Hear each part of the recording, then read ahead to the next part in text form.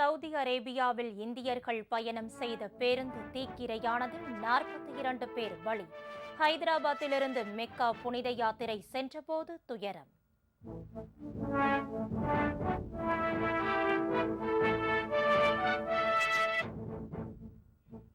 தமிழ்நாட்டில் தேசிய ஜனநாயக கூட்டணியில் மேலும் சில கட்சிகள் சேரும். எடப்பாடி பழனிசாமியுடன் ஆலோசனை நடத்திய ஜி.கே. வாசன் தகவல்.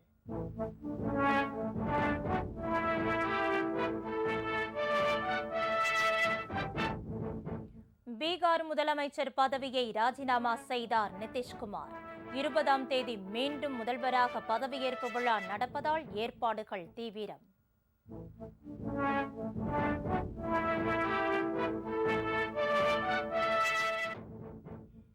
வங்கக்கடல் காற்றழுத்த தாழ்வு பகுதி தமிழகத்தை நெருங்கி வருகிறது. நாகை, காரைக்கால், தூத்துக்குடி மீனவர்கள் கடலுக்கு செல்ல தடை.